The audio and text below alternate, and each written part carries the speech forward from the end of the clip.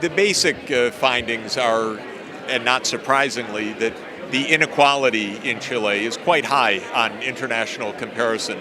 One of the highest, in fact, in the world. It's a little surprising to me, but it's quite consistent across many different kinds of surveys that the gap between rich and poor is very, very wide in Chile. When you look at the education scene, it seems also there's quite a gap because the public sector spends about 4% of the national income on education, and it leaves a lot of the spending to the private hands, to private households. This is a bit unusual in comparison with other high-income countries where government usually carries a much larger proportion. So Chile has a semi-private system even for primary and secondary education, which is quite surprising. Of course, at the higher level, it's also the case that there's a tremendous weight of the private sector. If you combine high inequality with a relatively small public education sector, I think it probably leads to a lot of inequality in the education outcomes also. That those who are in wealthier families, of course, have access to higher quality education. There's probably more of a gap as a result of this than would normally be the case. Well, first, being an election year, and I not being a Chilean, I'll stay out of the local politics. Second, let me say that when I'm speaking, I'm talking about a 5 or 10 year perspective, not short-term macroeconomic position. So I don't want to be misunderstood as making any recommendations one way or another. But what I do believe is that if one takes a longer-term perspective, that Chile's tax share in national income will likely rise, because if you compare Chile with other countries in the OECD, with other high-income countries, Chile's at the very, very low end of the ratio of total government revenue to national income. And it's at the low end of spending on the social sectors like education or health or family support or help for poor families and so forth.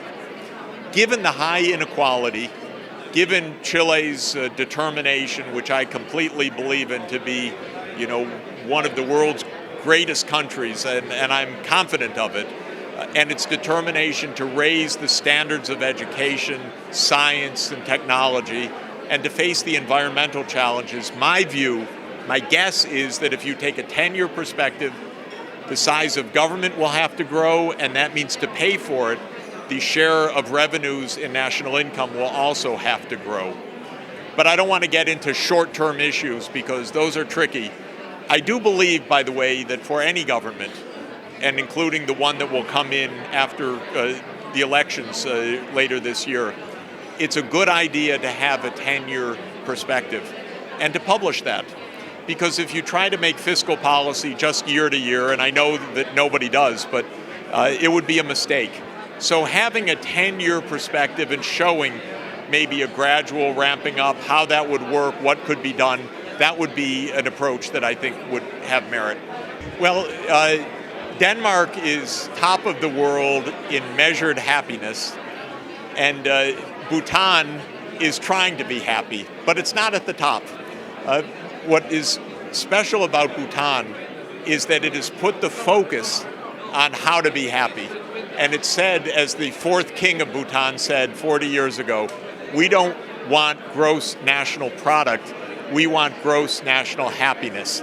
And when he said it, a lot of people laughed, but he meant it. And so they set up a commission, a ministry, a set of laws to measure happiness, to study how happiness is determined, to create surveys every year or two in a lot of detail, and then to base national policies on what will raise the happiness of the population.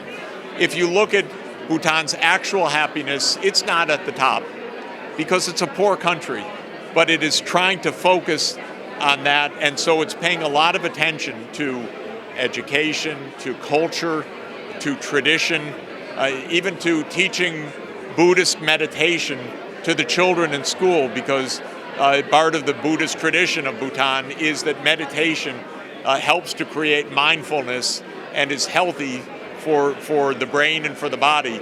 And so they're trying very hard to find a special way forward. And I really admire them for that, because they're not just falling into the normal path, they're trying to find a way which is true to their tradition. But many, many other countries in the world are saying, that's smart, we should think about that too. Finally, in your presentation at the end, you mentioned neuroplasticity. Yes. Why is that? Well, I'm going to talk about the idea that it used to be thought that a person's brain was set by the time they were a young adult.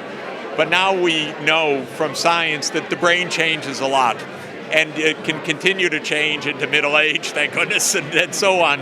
And one of the things that can be done is actually mind training for happiness through meditation, for example, through acts of compassion. I believe that compassion can be learned, it can be developed, it can be improved, and that building skills of compassion or building skills of mindfulness can help people to be happier and healthier, and that should be a non-traditional part of how we approach these issues.